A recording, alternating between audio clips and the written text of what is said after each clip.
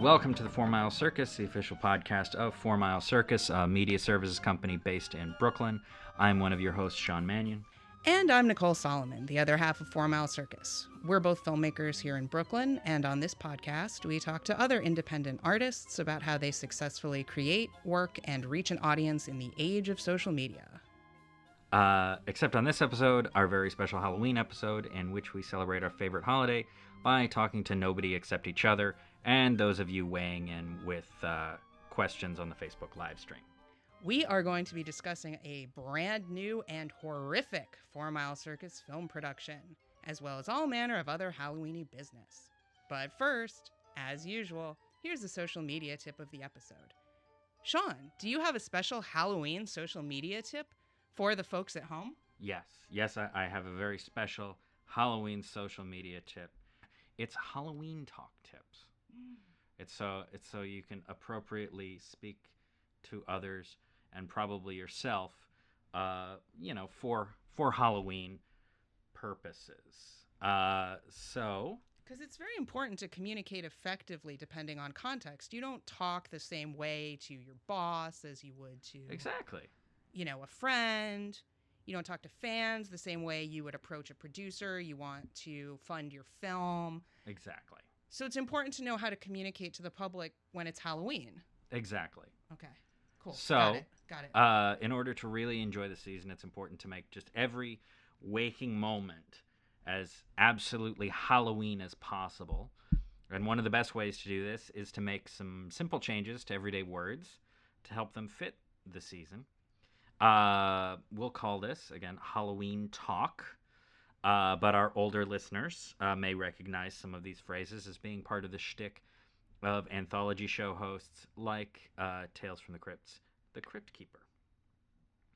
The key to Halloween talk is rhyming, basically. Take a totally normal word like boy or girl and replace it with something scary, supernatural, violent, or gross like boil or ghoul. Oh, they sound similar. They sound similar. That's the key to rhyming, is they sound similar. Like the end. The end, yes. Or, in boy and boil, like the beginning part sort of does, yeah. There's some phonetic things happening. It's really complicated grammatically, so I'm trying to simplify the grammatical complicatedness. Okay. But, so here are some examples. Okay. So instead, let's say, and this is relevant to this show because we've spoken to a few, if you're an actor, instead of saying that you're an actor, say that you're a hacktor, like hacking, which could be either like a nasty cough or chopping somebody to pieces. Or like they're just not very good at their craft and they rely on cliches and formulas. I don't know what you're saying. That sounds really mean. I would never say that. That's not what I mean at all when I refer to somebody as a hacker. Anyway, instead of being a director, you can be a decapitator.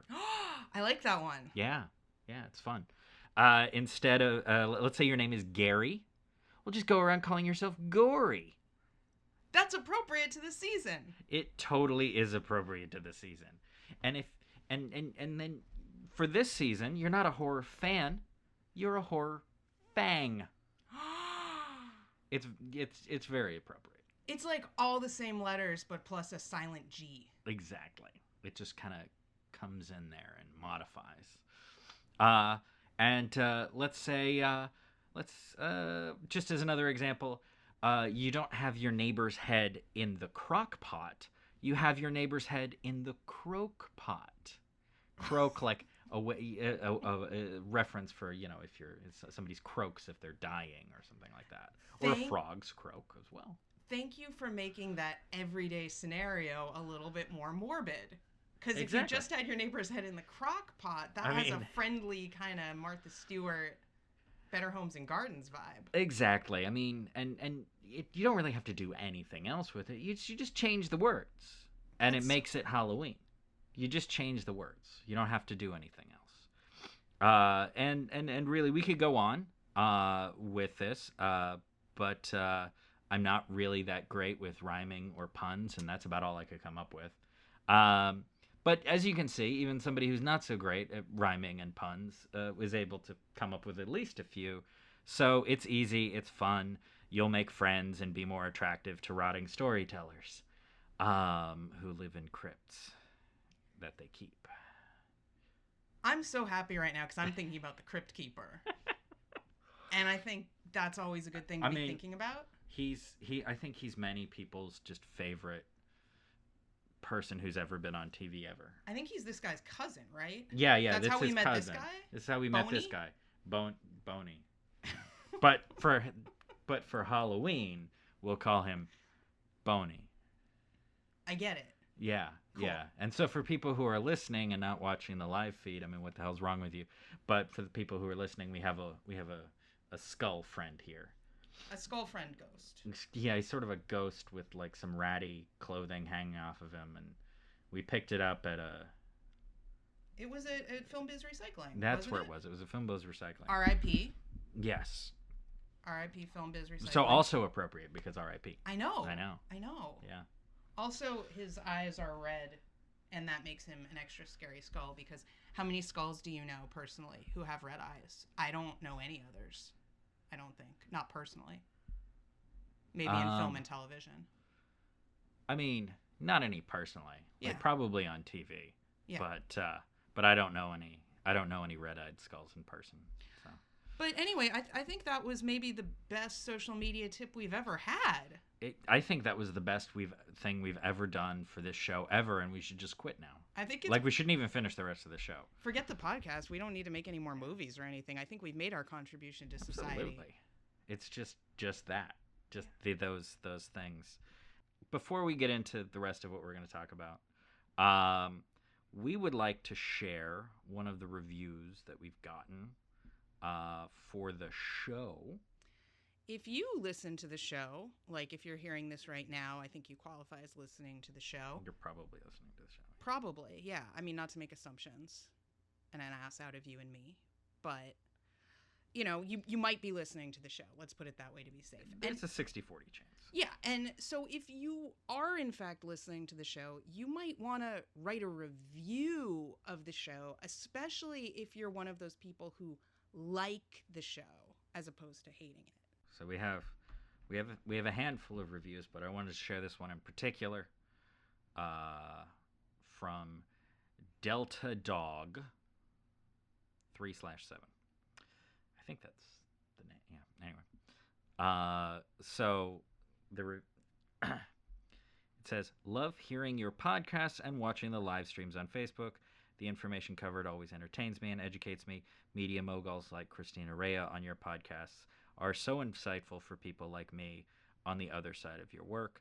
I am lucky to be entertained and informed by the work of both of 4MileCircus's performers," in quotes, Sean and Nicole. Keep up the great work.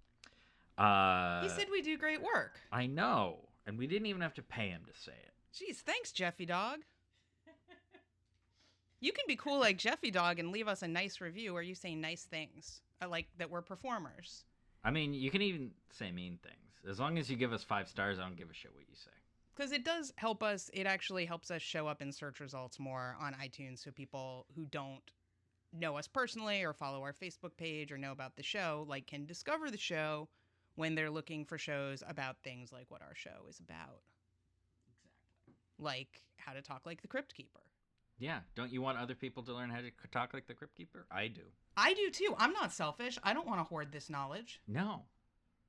And I mean, yes, this is the specific Halloween episode. It is coming out on Halloween, so it may be too late for some people for this year. But Halloween is every year. For some of us, Halloween's kind of every day. I mean, it depends on how the election goes. Political humor. Political humor. Yeah.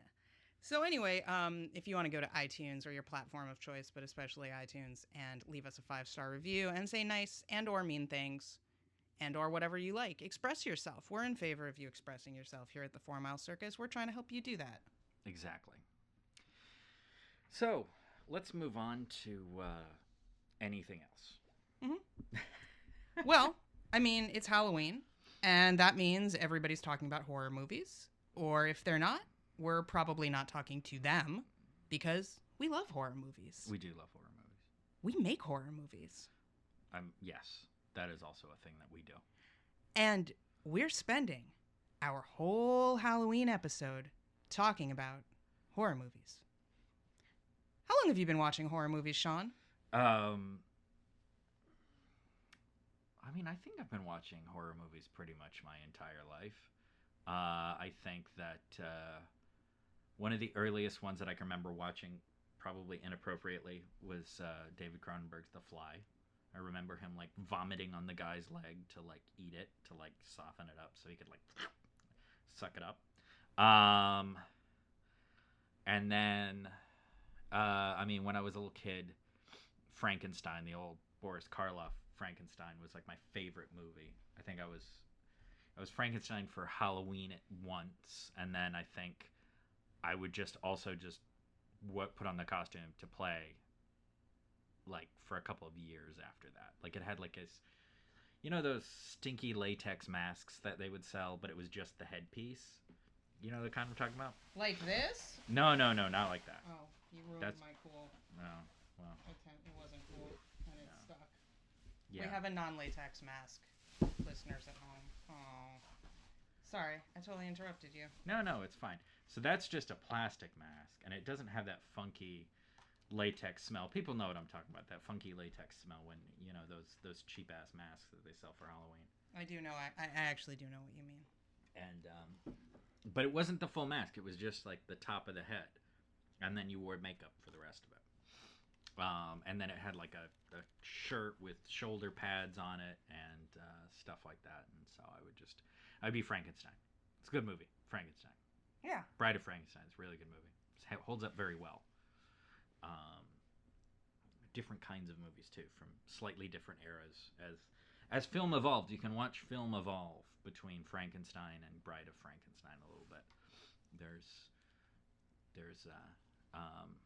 the original film is much more like that old school, like proscenium style, like everything's kind of one shot, and occasionally there's punch-ins, and then Bride of Frankenstein has like weird angles and like crazy distorted close-ups, and it's just a very different movie. I think they were made like 5 or 10 years apart too, but it's like the same director and all the same actors, but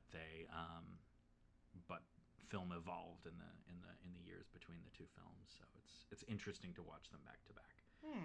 Also, they're very short, so it's kind of like watching one movie now. So interesting.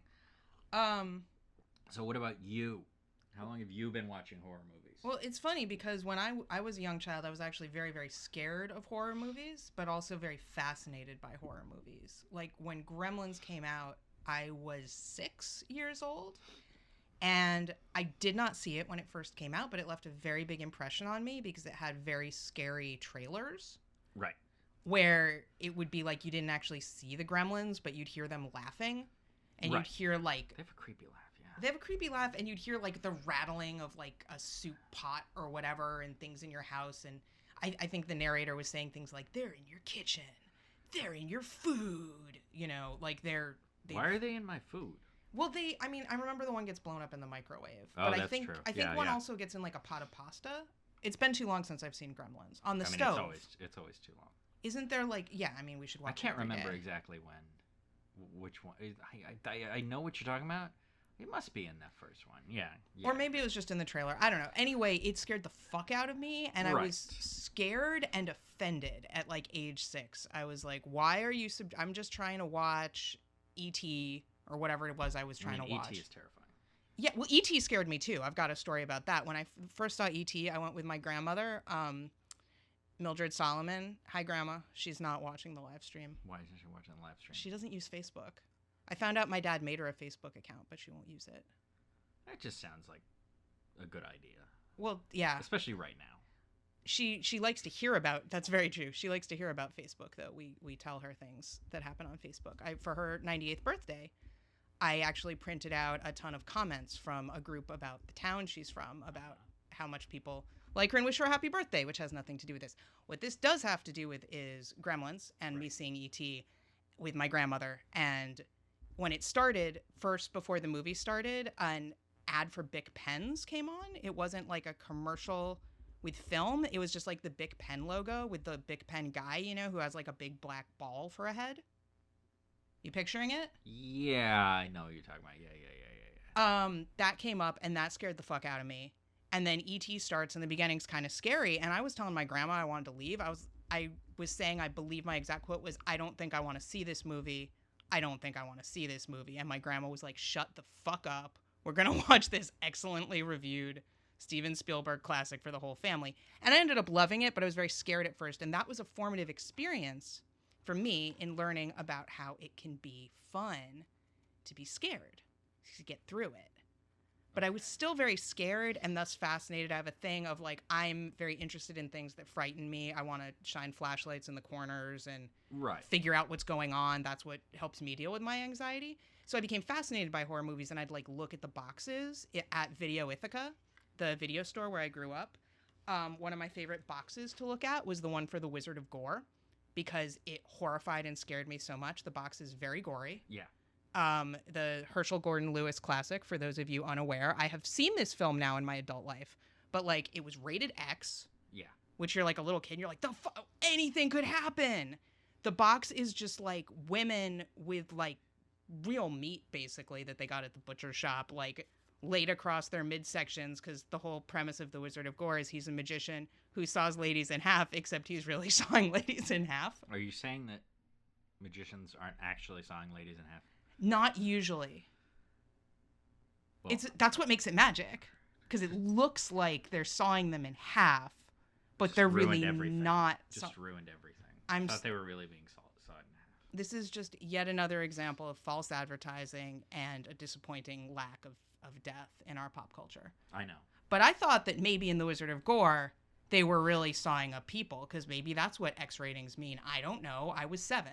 But right. So I'd just look at the box a lot and be like really disturbed and scared, and develop this like increasing fascination with and fear of horror. Like I was really scared of Freddy Krueger when I was young, even though I'd never seen Nightmare on Elm Street. Right. And I would make up stories in my head about why it was that Freddy couldn't get me. And what I usually told myself is, this makes no sense, but in a way, I think I was kind of anticipating Jason X. Okay. As we all should all be anticipating Jason X. Yeah, because I just somehow got in my head like, okay, well, Freddy Krueger's been sent into space, and he's in this like satellite that's like got like armored walls really, really thick, and he's like trapped in it, just orbiting Earth, and he can't ever get out, so he can't get me. That's what I told myself. Okay, but that's not true. I know. I lied to myself. He lives in your dreams. I know, but he's coming to get you.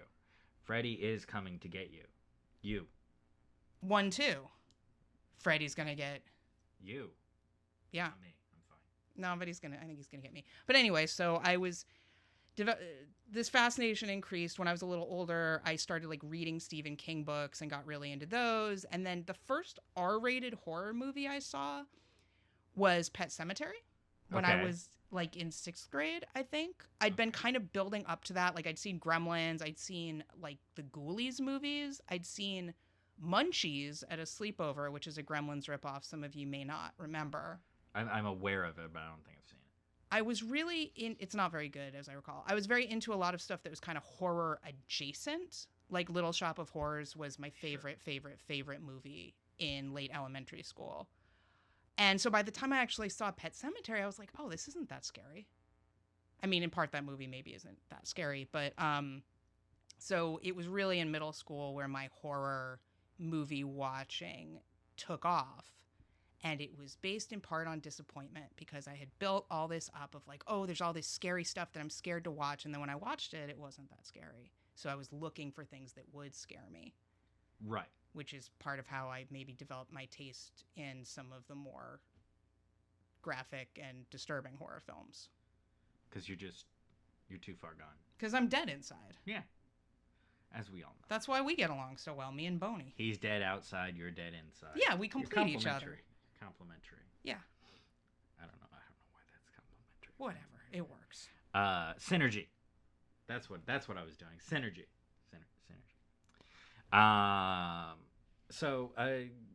But did you see this?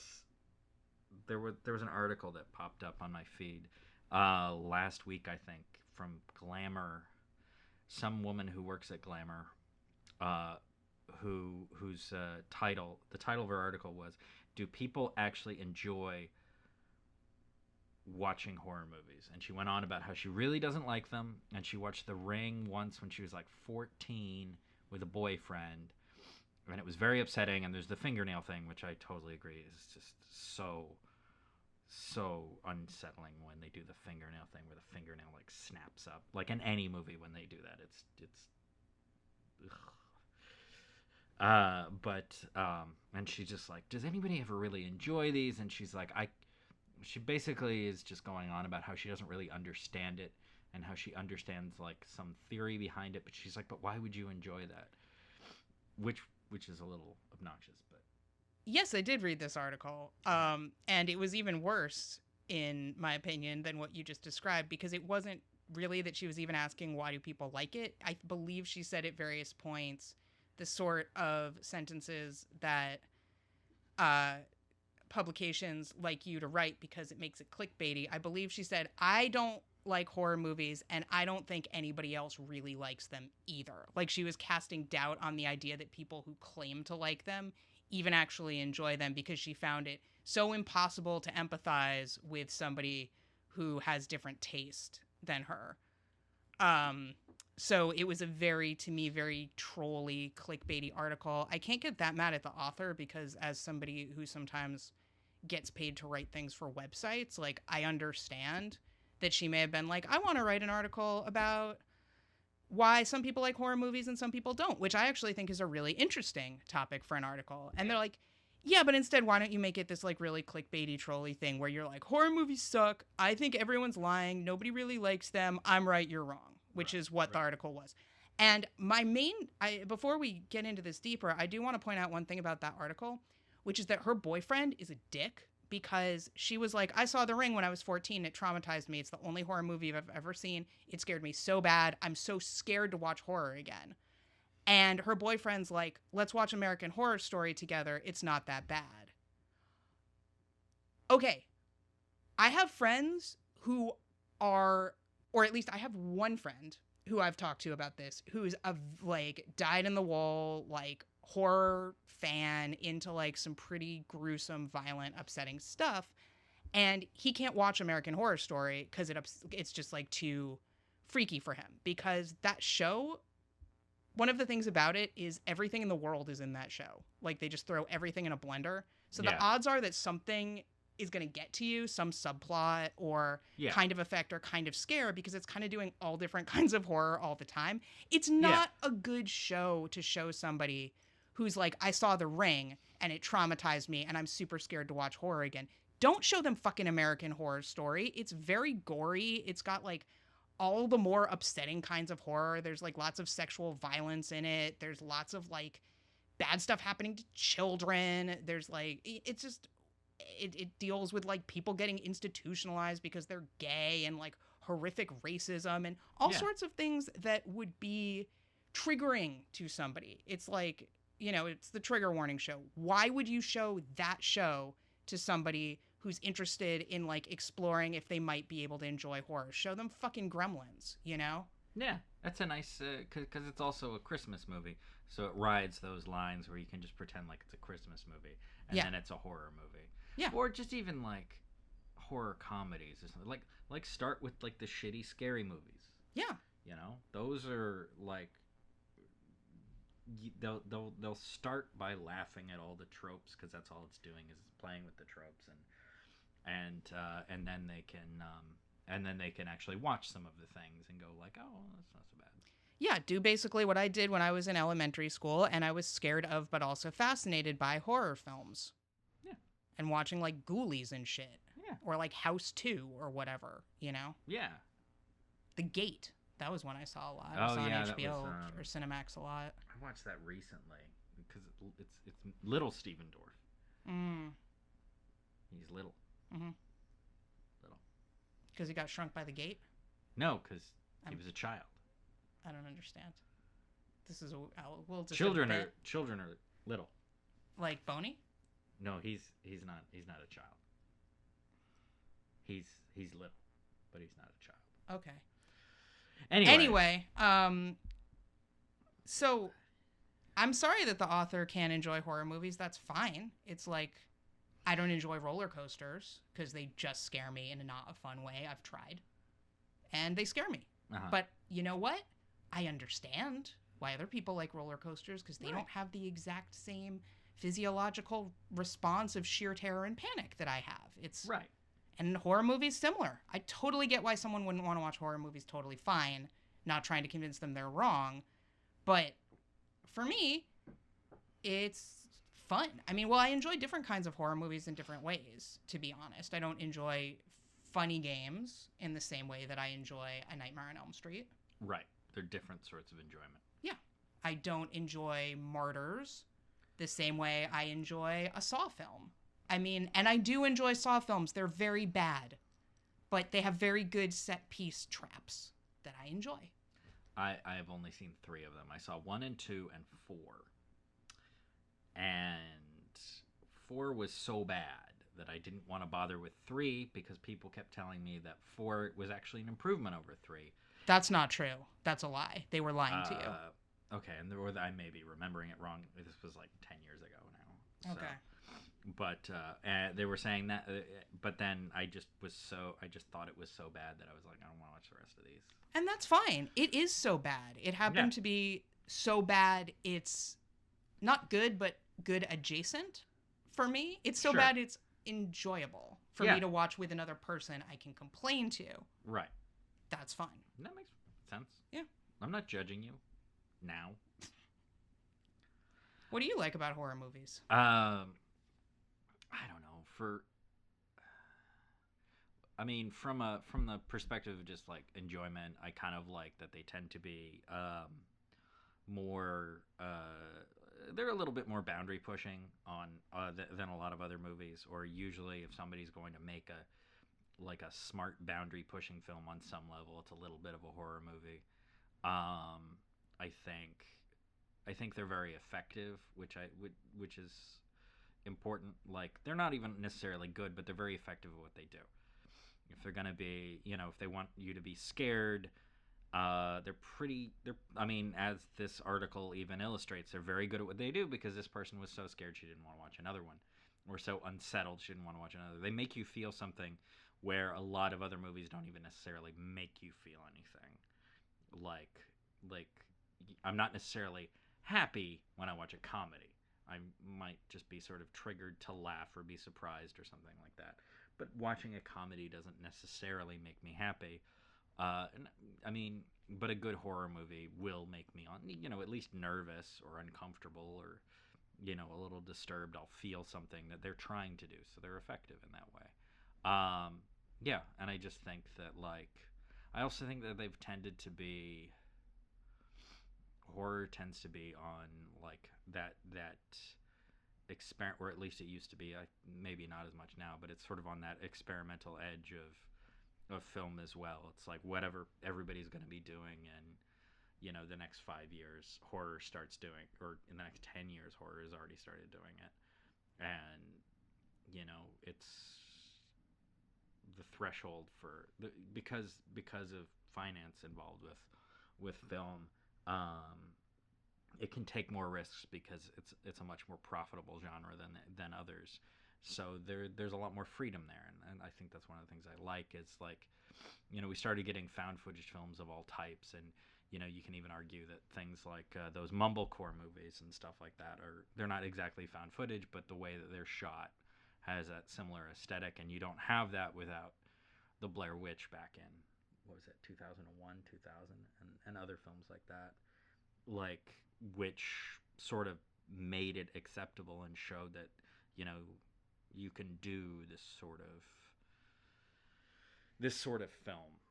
And so I think that's definitely one of the things that I like about it. Is it's a sort of a predictor of what can or maybe will be done with film, because it gets to live on that fringe of being able to do what you want, basically. Mm-hmm. There's freedom there, and so I think it's interesting. Yeah, absolutely. I mean, in terms of making films, it's a great genre to work in if you want to address certain kinds of issues or dynamics in the real world that might be upsetting, but you don't necessarily want to go a fully realistic route of Right. like you can address a lot of topics that I'm interested in through metaphor in horror in a way that'll make it entertaining. People are more likely to be willing to watch it than Right. like, oh, I'm going to make a movie about um like gender dynamics in the workplace that are upsetting. That doesn't sound like a fun movie. Right. I'm going to make a horror movie where people's heads explode. People are like, oh, that's interesting. But that can be a way to get at stuff through metaphor, and horror, gory, upsetting metaphors tend to work for me in terms of the kinds of things that I want to make movies about. And I enjoy it more, and there are more outlets for it and things like that. Also, this has been discussed ad nauseum. This is not a new point at all, but horror historically, for all of its problematic gender dynamics, it's historically, I think, gotten a pretty bad rap as being misogynistic and whatnot. People think of certain slasher series where there's lots of naked ladies getting killed and things like that. Which ones are those? There, I think you know them. Sorry, not a new one. But they, horror movies tend to have women in them. The basic formula of the final girl, means you have female protagonists, especially like back in the 80s where that wasn't as common a thing. It's still not a common enough thing, but there are increasingly more varied, interesting roles for women in film. I think seems that way, if for no other reason than because there are more fucking films being made. Right. And cost less to make. But at least in horror films in the 80s, you'd get women, like multiple women in one movie, talking about something other than their boyfriend and like doing stuff. Yeah.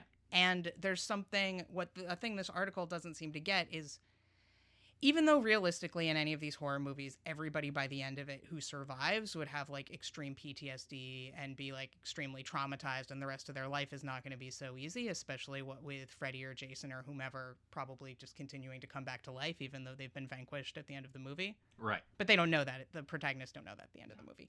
But there's something very satisfying and empowering about going through this difficult journey with your audience surrogate who does triumph at the end. And generally, final girls tend to be pretty resourceful and smart and capable of, kicking Jason in the face or whatever, which might not, whatever. You know what I'm saying? Like, not just running up the stairs when they should be running out the front door or whatever the cliche is.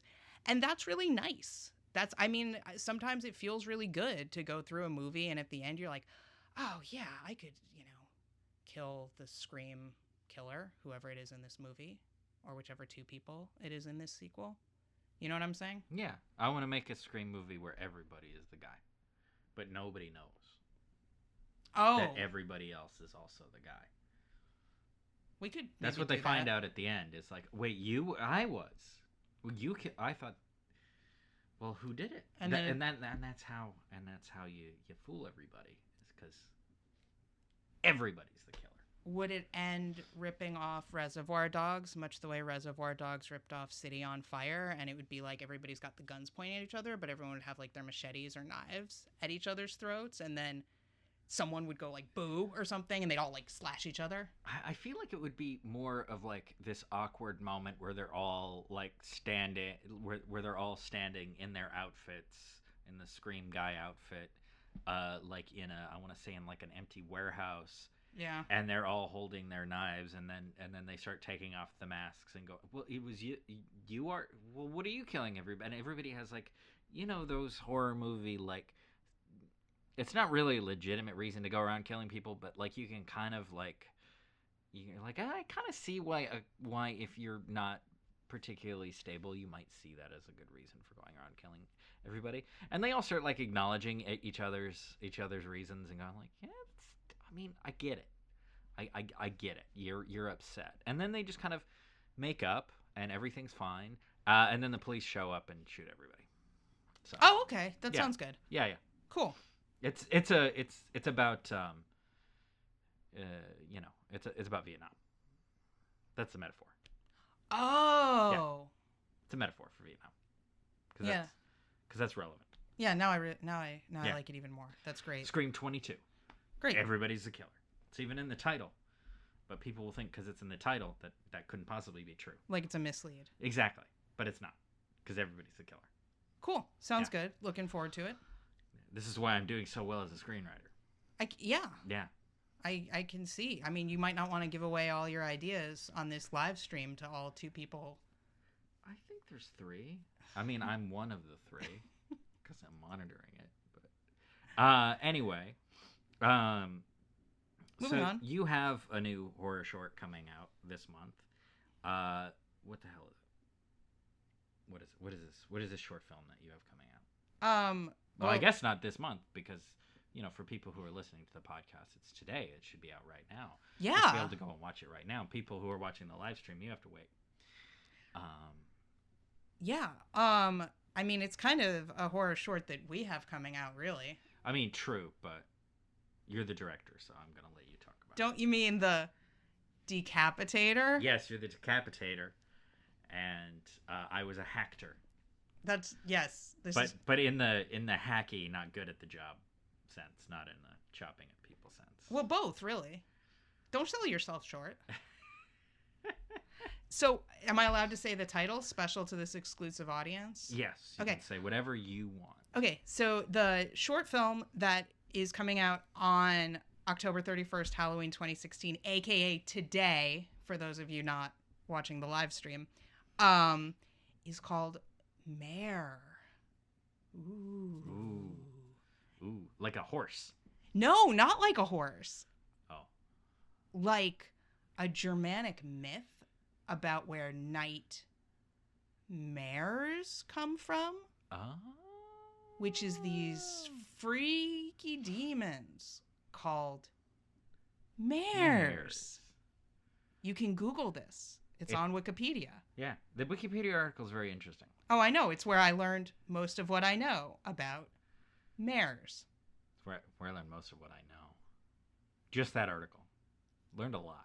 There's a lot. Don't know it's much deep. else. It connects to a lot of different aspects of world history, economics, biology. Yeah. It's all tied in there. The Big Bang. It's really important, so everybody should read that. But anyway, so I directed a little short film coming out today called Mare. Sean Mannion, Hector, stars in it. Sarah Schoofs of the forthcoming feature film Meme is the other star in this film. It was shot by Jeanette Sears of Small Talk and Beneath the Black Moon cinematography fame, as well as many, many other things. And it's just a little short we did because we wanted to do something fun. And I wanted a chance to direct horror again, and I wanted to direct something that was more creepy and less campy. Right. Than what I usually do. Right. I liked the idea of doing a kind of moody, creepy-ass tone piece of sorts. Mm-hmm. As did you. And that's how we wrote it together. We did. We wrote it together. We had... we tried to use Slack for it. Slack was helpful for coming up with nightmare ideas, though. Yeah. We were kind of going back on like a chat, like brainstorm thing. But in the end, I'm not sure if it... I guess it kind of kept things in a certain, like, context. But... you hate Slack, we know. I'm always trying these new tools. I'm always trying these new tools. And I'm just like, but can I just put that in an email?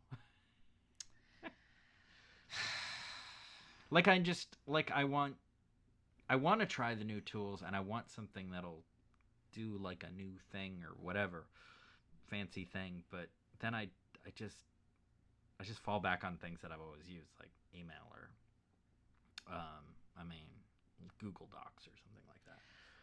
So besides Slack, how else did we make this film? What was our process like in terms of, for instance, the fact that there was no money to make this film? Because we also both produced this film. Yes. Sean and I are both also producers, so this is both of our area.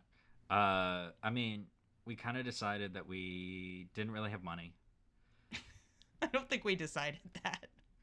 I mean, I think it came and smacked us. in a way, don't we all just kind of decide that we don't have money? I mean, I've been listening to a lot of, assholes lately.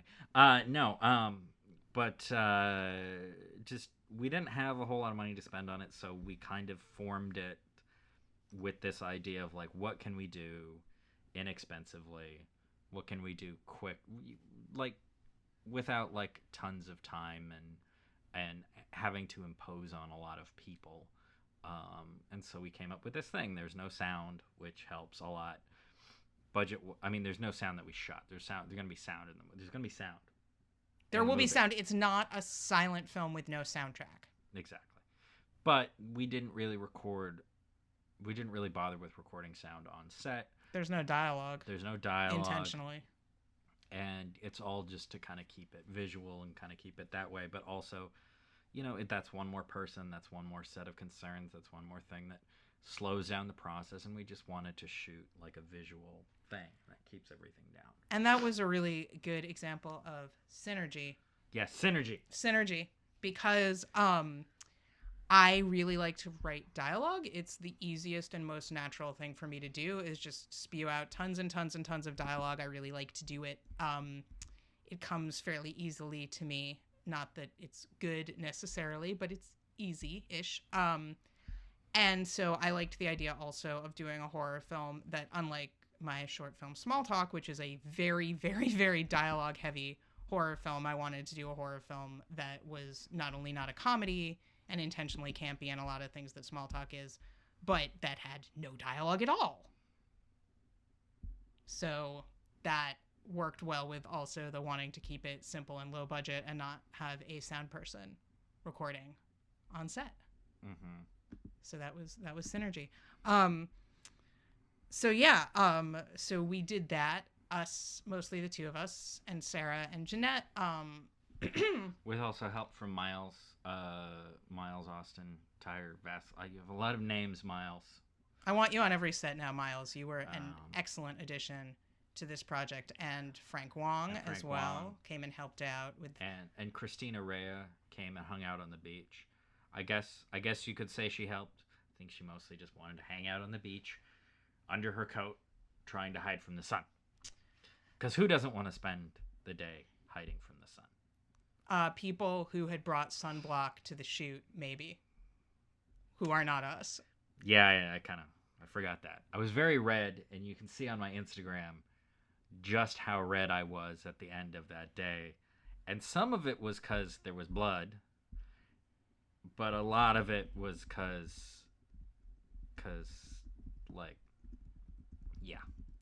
yeah, I was sunburned. It's true. It was a pretty cool film to shoot. We did not get any permits for this shoot. Permits are for people who know what they're doing and have money. Yes, and although permits aren't that expensive here. No, but they still cost some money. And let's recall that most of our budget went to coffee.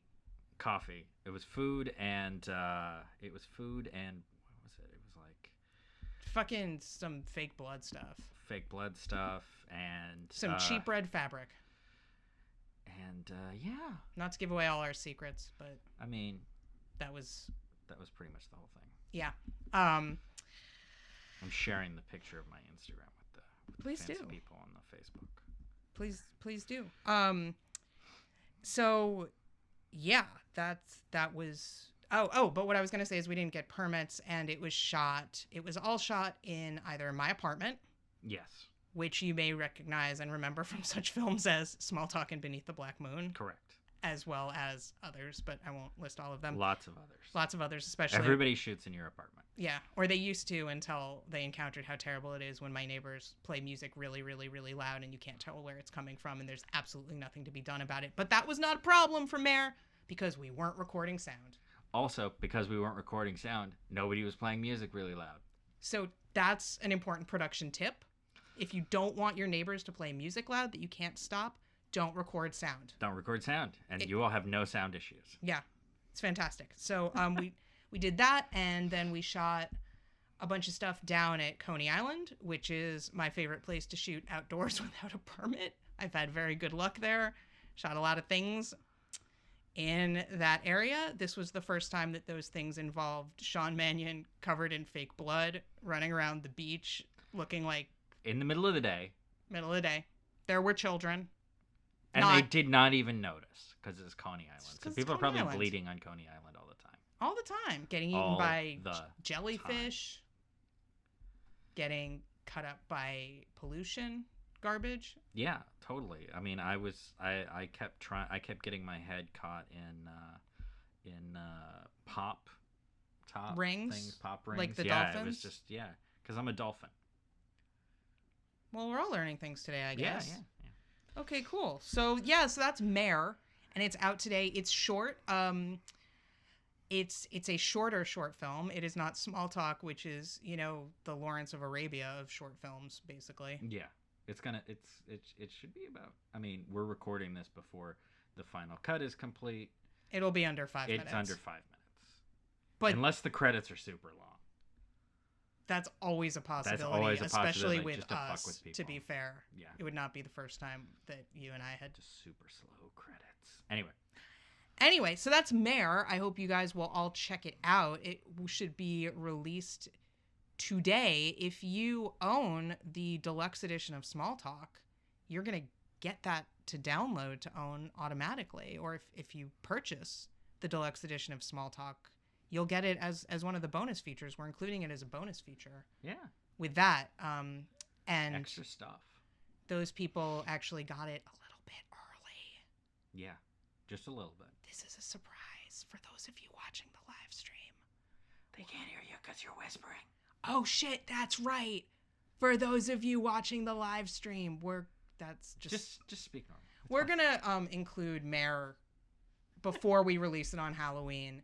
We are going to give it to people who purchase the deluxe edition of Small Talk as a new bonus feature. You get to see it first before anybody else as a thank you, because people who purchase the deluxe edition of Small Talk are awesome and deserve to be thanked and given presents and acknowledgments.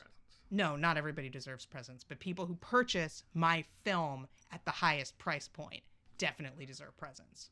What is the highest price point? Fucking $4.99.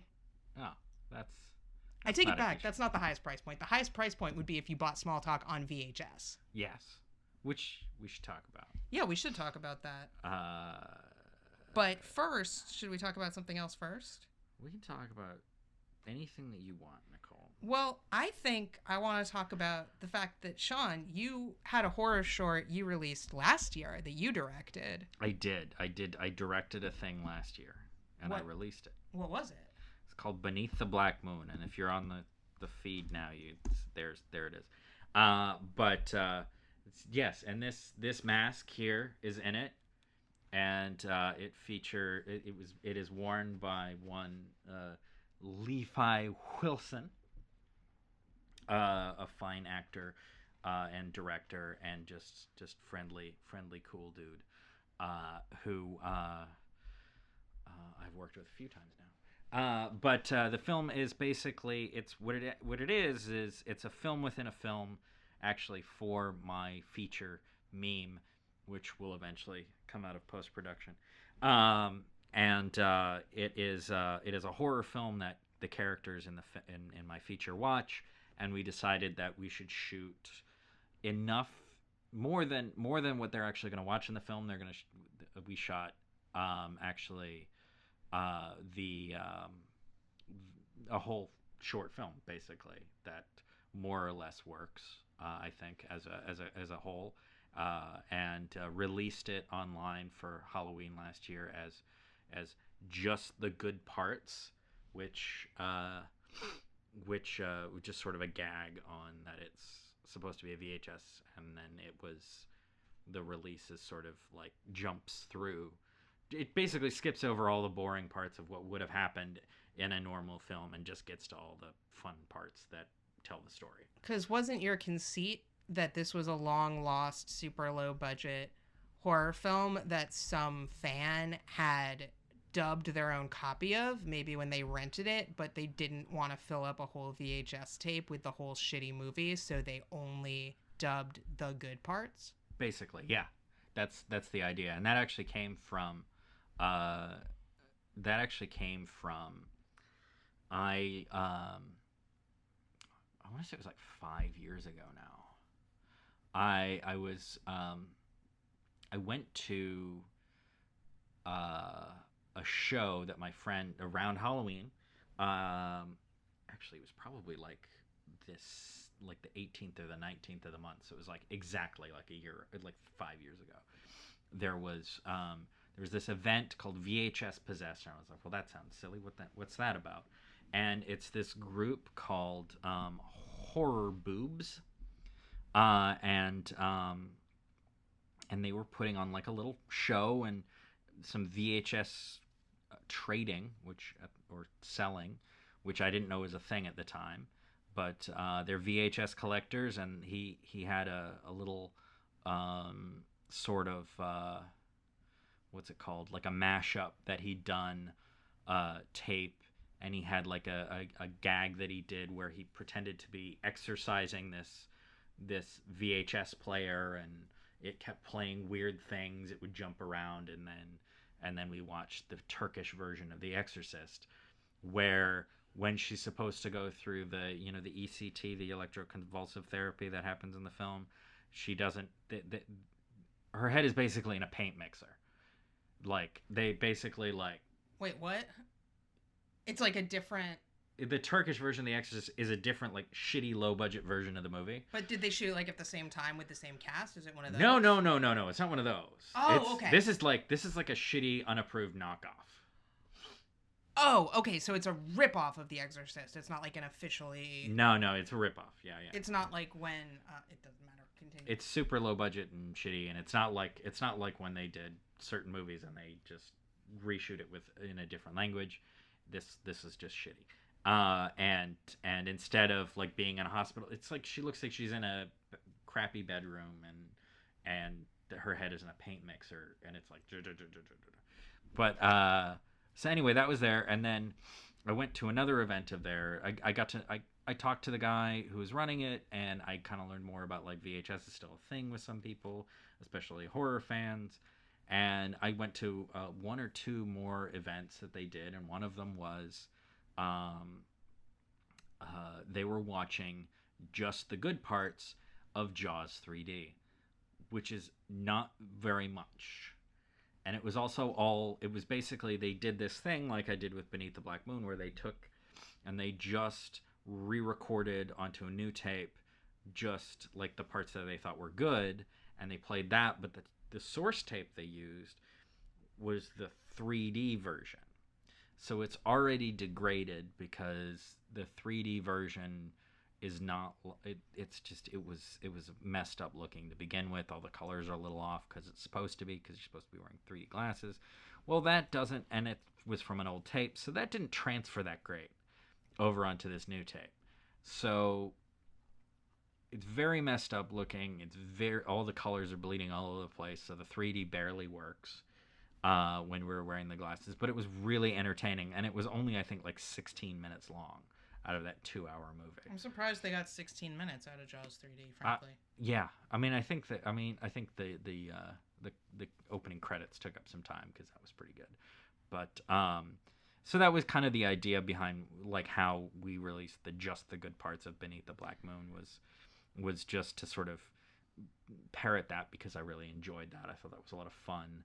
And also, so I didn't have to make like a whole second horror movie, but I wanted to make enough that it would still be a cogent movie. You can still watch it, and it's entertaining, I think. I think we have some questions. Do we have questions? Who's asking questions? I can't. Roger asking questions? I'm not sure. I can't read from across the room. You can't read from across the room. What do I have you here for? Let's see. To do this. Roger says, "Hey, Roger." Hi, Roger. He's only got a minute. He's saying hello, and he'll be back. Oh, that wasn't a question. No. Oh, and David Jackson, who is the one who went to the Horror Boobs thing. Hi, David Jackson. It was 2011, October 27th. He said. So it wasn't quite 5. It was 5 years ago, but it wasn't quite exactly 5 years ago. But yeah, it was. Yeah, it was Game 6, he says, of the 2011 World Series. Who was playing, David? Who was playing? He'll tell me. Well, so who else was involved in this? Nobody. I did it myself. You and Boney? Yeah, me and Boney. No. You helped produce it and did the practical effects, the gore effects, which people can see, which are very fun. Hey, I also acted in that film. I believe I played witch number 2. Are you credited as witch number 2? I think you are. Something like that. It's on my IMDb. Depends on which version you watch. If you watch it on YouTube, you can't actually see you in the shot because it's cropped. It's cropped to 4:3 aspect ratio, but I am restraining Zach. You're restraining Zach alongside Karen Fleisch. Yes, who did an excellent job on the costumes. She did a great job on the costumes. And then it stars Lisa Hammer from the delightful web series Maybe Sunshine. You should all watch that. It's very good. Everybody should watch it. Everybody should watch it like 3 or 4 times and then tell all their friends to watch it. And I helped produce that web series, and her husband, Levi, who wore that red mask, directed the Maybe Sunshine series, and he plays a villain in our movie as well. It also as witches. It stars Aaliyah Janine and Annie Such, or Annie R. Such, I think is what she goes by professionally. Everybody, just a lot of fun. And then Ginny Lease, who was here in our last episode. Yeah, guest of the show, Ginny Lease of comedy duo SJ and Ginny. She was our final girl, sort of. She's not exactly very final. Spoilers. But she's the heroine of the movie. She's fucking great in it. Oh, she's delightful. She made delightful. me laugh and laugh and laugh and laugh. She's delightful. And laugh. And laugh.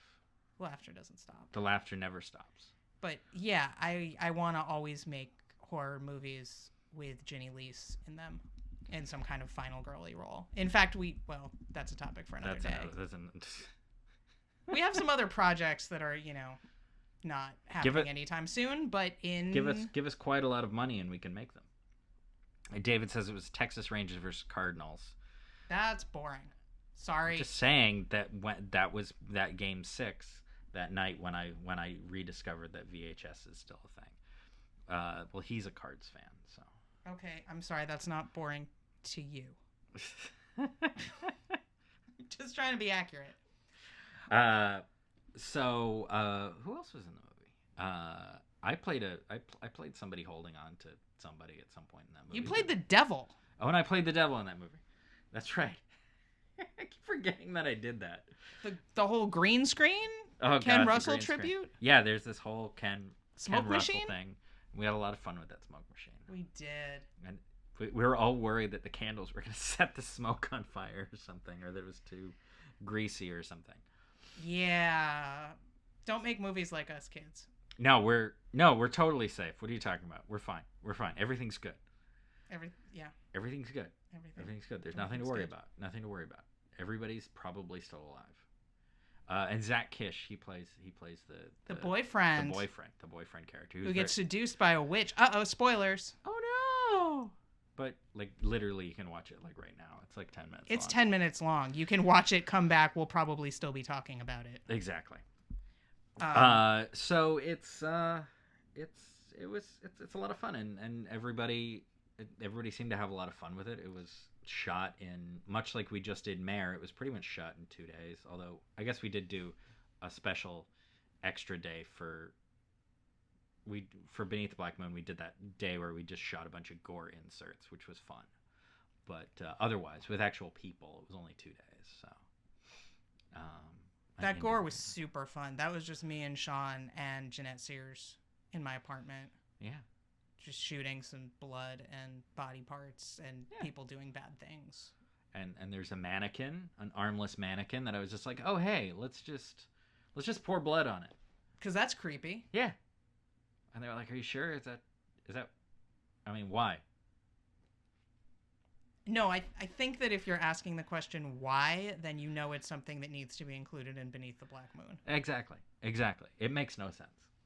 Anyway, We got Boney for Beneath the Black Moon, but I don't think he got didn't cut. make it in. He didn't make it in. He didn't quite work the way we thought he would.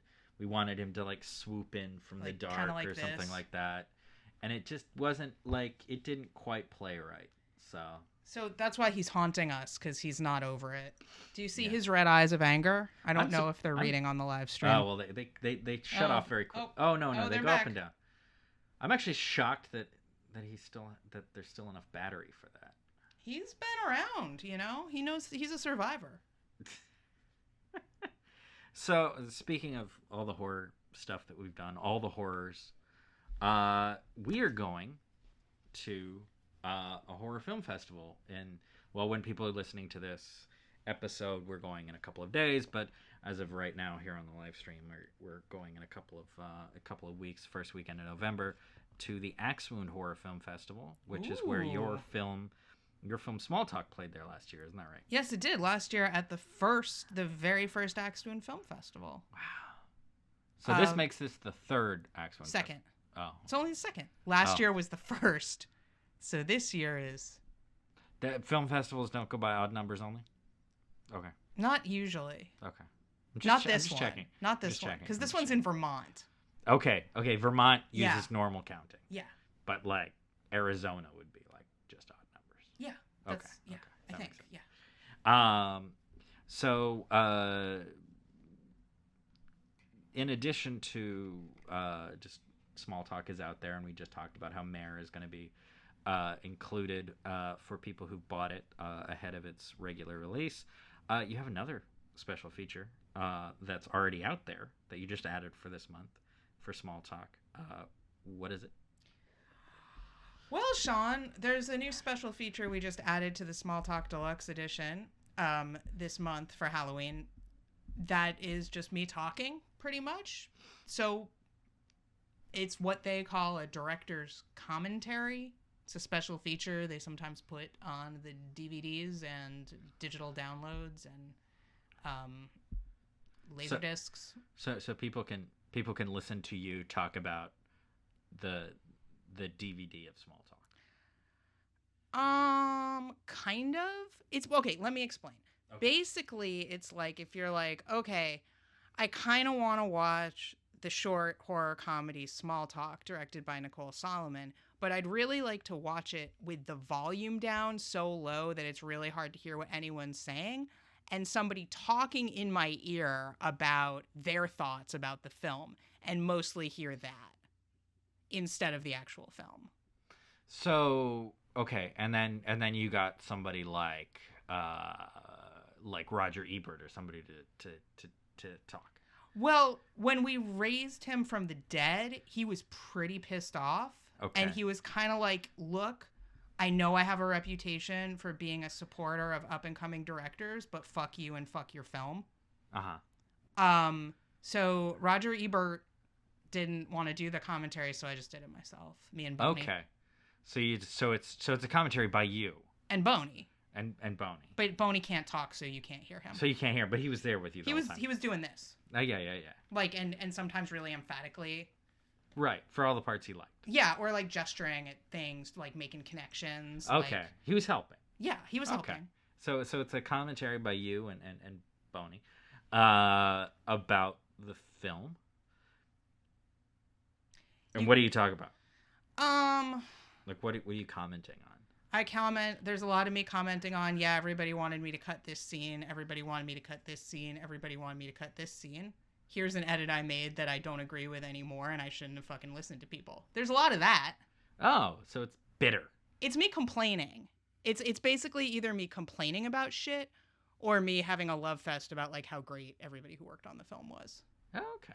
And then also like, oh, here's some production trivia. Oh, here's who's playing this music and how that came about. This is what the location is and how we got it. Here's a problem we had. Okay. So... if you like that sort of thing, you can have it. For just $5. Less than $5. I mean, yeah, I guess if you were to sort of break out the cost of like all of the individual pieces of that, of the deluxe package for Small Talk, it's probably like 10 cents or something like that. Because there's a lot of stuff in there. There's a hell of a lot of stuff in there. And Yeah. Yeah. There's hell a lot of stuff in... You're giving away a lot. In there. What the hell? Oh, yeah. I thought you meant about the film. I was like, I didn't give away shit that I'm unhappy with it. I mean, it's a film I made. Obviously, I'm unhappy with aspects of it. Everybody is unhappy with everything. I mean, I think everybody is unhappy with everything I do, at least. I mean, I wasn't going to say anything, but we do have a Facebook group dedicated to that. So I'm glad you have an outlet. Yeah, it's a Facebook group dedicated to complaining about you. Yeah. I mean, I'm in it. Like, Oh, yeah, totally. So totally. Yeah, we invite you to it so you can see everything, but we don't let you post. I mean, I keep trying, though, because I have some complaints about myself that I would like to share. Boney also feels excluded from the group because... He doesn't have a Facebook. He doesn't have a Facebook, and when he tries to use mine, when he tries to type, you know, you can't see this at home, but it's basically like that. It's not very effective. Well, now you've ruined everything. I broke the show. Goodbye, everybody. Happy Halloween. Boney and I are going to go get some drinks. Show's not actually over. No, the show is not actually over. So, yeah. So that's a thing. That's a thing. That's a thing. As you may have noticed, Small Talk, Beneath the Black Moon, and Mare all share a lot of the same key players. Jeanette Sears was the cinematographer on all three of these films. Yeah. I did a bunch of shit on all three of these films. Sean did a bunch of shit on Mare and Beneath the Black Moon. And really, when you think about it, like, in some ways, I did everything for Small Talk as well. Yeah, the time travel. Yeah, the time travel. So you set the pieces up so that you could go back. We can't explain this. No, it's very complicated. It's like if you were to take Back to the Future Part 2 and try to explain it through the lens of Star Trek Forward Voyage Home. It's just you can't.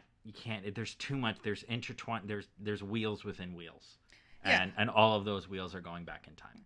But basically, for those of you who don't know, because I never quite really explained it, Small Talk is a 23-minute long short film about a lot of stuff set within the phone sex industry, which is an industry I know some things about.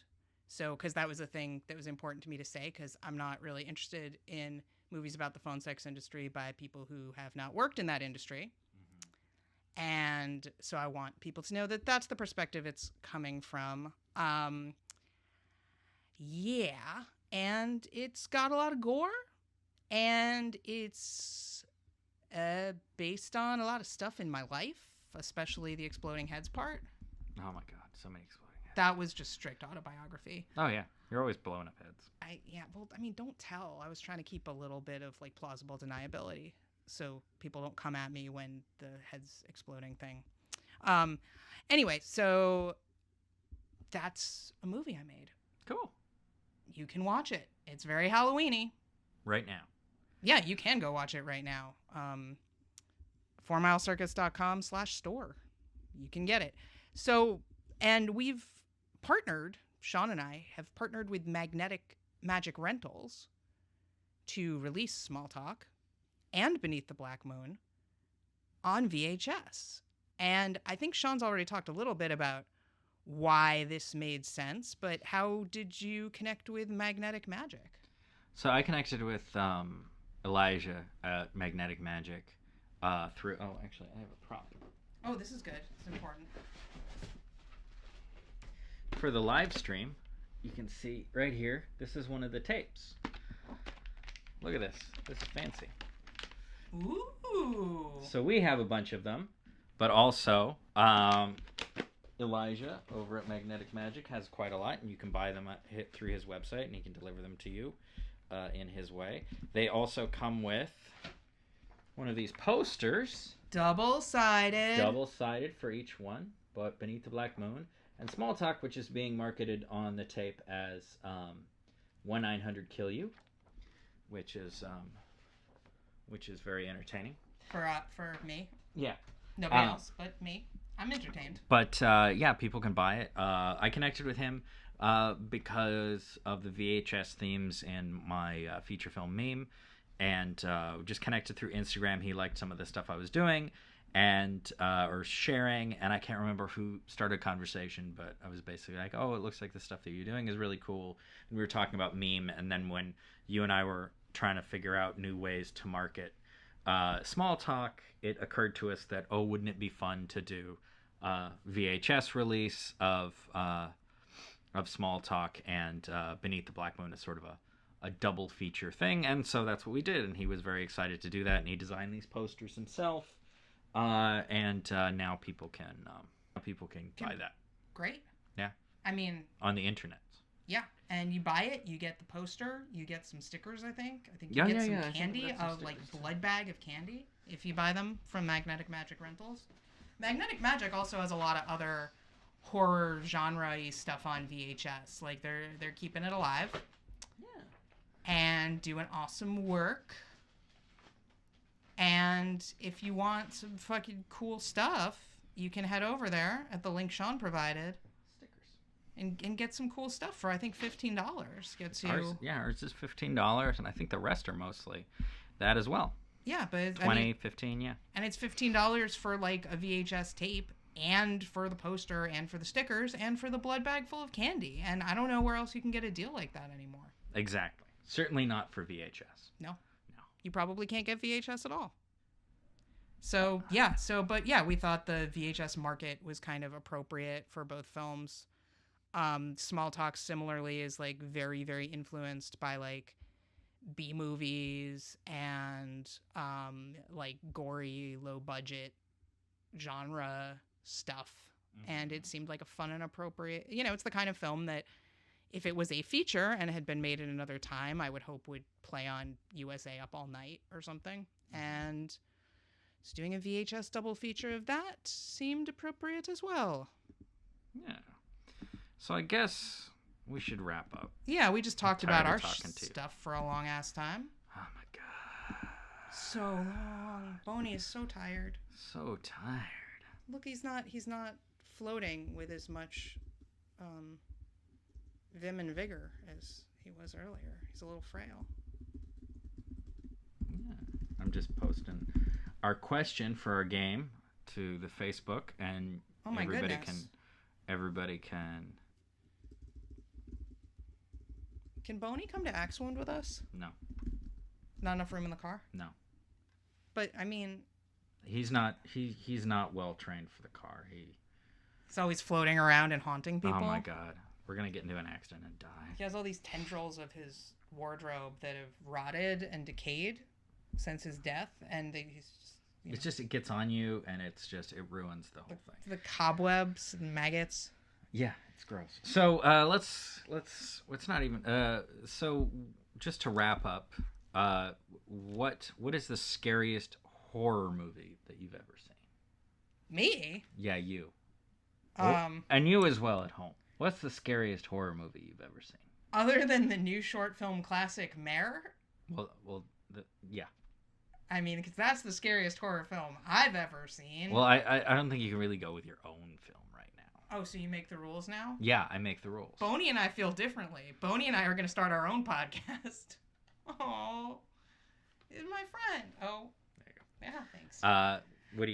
My favorite, I'm going to say that the scariest horror movie that I've ever seen that I can think of right now is one I saw very, very recently.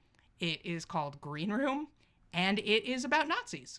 And that's how I learned that if you want to scare the fuck out of me, have a horror movie with a somewhat plausible premise, and the bad guys are neo-Nazi skinheads, because it's about it's Jeremy Saulnier who did Blue Ruin. Did you see Blue Ruin, Sean? I haven't seen that. It's good. You should watch it. I don't see good movies. Okay, well, maybe Jess would like to watch Blue Ruin. I recommend it. It's good. And Green Room is a movie about like a punk band that ends up playing a like skinhead club because they're in a tough place with money. They had like a show kind of get fucked up, and the guy's like, oh, I'll get you another gig, blah, blah, blah. And it's one of those scenarios where they don't quite realize how Nazi it's going to be until they're there, and they kind of try to rationalize it or whatever, and then they realize they're in this situation they don't want to be in. And then things go even more awry, and then it turns into punk band trying to kill Nazis and not get killed by Nazis, which is a scenario that's a little. I've been in punk bands, like as in bands that existed for one song recorded in a friend's basement. I've never really been in a band, but I've been near bands a lot and been to a lot of punk rock shows, and that used to be a big part of my life. So this all hit pretty close to home for me, and Patrick Stewart plays the head Nazi, and it was scary as fuck. I was so scared I couldn't sleep afterwards. I was thinking about all the next day. That never happens to me with horror movies. Like, there are other horror movies that are upsetting, but they didn't exactly scare me. But this, I was like edge of my seat, just like, ugh, the whole time. So I really recommend Green Room. I thought it was scary as fuck, and I don't think most movies are scary. Yeah. I've been having a hard time coming up with the scariest horror movie I've seen, just because it's, you get a little. If I were to go on ones that made me anxious while I was watching them, and just I had a hard time like sort of sticking through, not even sticking through, but like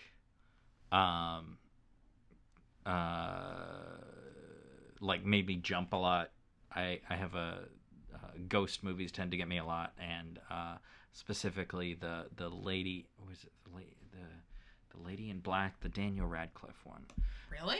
Yeah. Did you see that? The Woman in Black, I think. No, but I thought nobody was scared of that movie. I think nobody saw that movie. Is this why you don't like Boney? Because he kind of looks like the Woman in Black from that movie? No. It's one of those movies where, like, Woman in Black, yeah.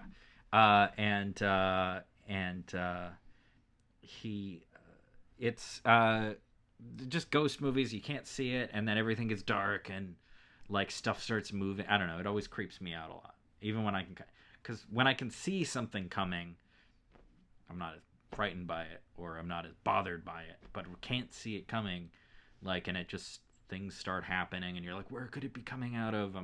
That's when I start getting anxious and I jump a lot and stuff.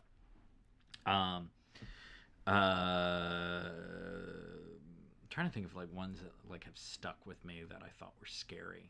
Well, that reminds me of like It Follows, which didn't exactly scare me that much, but did get to me in that way of like something's coming, and it gets into that like nightmare, like almost like you're unconscious the way your brain works of just anticipating something coming at all times. You know, right. Do you have nightmares like that? I have nightmares like that where there's some sort of monster or other seemingly unstoppable force that's coming, and you can run away from it and hide somewhere, but you know that it's gonna come there eventually. And so It Follows like took me to that kind of nightmare place, and that was a thing that I really appreciated about that film, and why that film also scared me a bit more than most horror films do. Mm-hmm. Yeah, I guess I don't. Let me see. Yeah, I have a hard time with, like, none of them really stick with me that much. Like, so maybe I should see Green Room. Sometimes they have like a gore moment or something like that really does. The French movie Inside does, but that's because, like, you know what, I'm not going to give it away, but there's a really like gory, nasty moment involving scissors. And I've been following Inside on my Roku so that when it's available streaming for free somewhere, I can see it. I've heard things about this film. And then David Jackson just said that the scariest movie he'd seen is Come and See, which I don't think I've seen, but I just put the trailer for it on. I haven't seen that film. In 1985, it says, what did I? Interesting. Let's see. The description is: after finding an old rifle, a young boy joins the Soviet resistance movement against ruthless German forces and experiences the horrors of World War II. Interesting. Yeah. There could be Nazis in that. I suspect it being a World War II movie involving Germans, it probably has plenty of Nazis in it. So it might scare me. It probably may very well scare you. So what we've learned today is that you, Sean, are scared of ghosts, and I'm scared of Nazis. Indeed. I would be a terrible Ghostbuster because I am indeed afraid of no ghosts. I ain't afraid of no ghost. So I think I'd be a good Ghostbuster. This is true. You should be a Ghostbuster. I mean, look how... I mean, I've got Boney here on a pretty short leash. It's true. Like, literally. Like, I've captured him. Yeah. So, like... He's like your Slimer. Yeah. Yeah. He's going to be our mascot. I'm going to put him on the front of the car. Yeah. What's the name of the car in Ghostbusters? Doesn't it have a name? It's Ecto-1. Ecto-1. I mean, well, at least that's the name of the on the license plate. Yeah. Well, this will be Boney 1. Boney 1. Yeah. That has other implications. I'm sorry. This whole thing has other implications. Did you see my face after I said Boney was his name? I was like, Boney. Well, I said that. Let's go with it. I thought we were on the same page here. No, I am a good, decent person, and you just bring everything down. You're the... If we make a film with Boney, I volunteer to do effects, and I can do this, because I think I'm getting pretty good at it. At doing that? Yeah, just having him, like, looming and swooping in the background. There you go. Just wear a green glove. You're fine. Yeah. Yeah. So it's coming, the Boney Show. Maybe he can be on Uncle Sean's Instagram talk show. Someday we're going to make that Instagram talk show. All right, well, that's our show. That's our show. For Halloween. Happy Halloween. We have upcoming guests, assuming everything goes according to plan. They'll be very exciting, interesting guests, and you'll like them very much. Thanks for listening to the first... This is the 11th episode, so thanks for listening to our first 11 episodes. And we have a lot more coming soon. Goodbye. We hope we hooked you. Because I've got a hook. She has a hook in her hand. I have a hook. So if you're listening, it doesn't make any sense. But it does now because we explained it. Happy Halloween, everybody. Goodbye. If you like what you heard, please subscribe on iTunes and leave us a 5-star review. It really helps us get the word out on the show. For more about 4 Circus productions and services, please visit us at 4MileCircus.com, or you can find us on Twitter, Facebook, and Instagram as 4 Circus.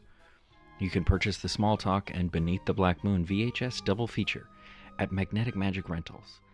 Buy the deluxe edition of Small Talk, jam-packed with special features including a new director's commentary at 4MileCircus.com/store, and watch Nicole's latest short film, Mare, streaming free on our YouTube channel.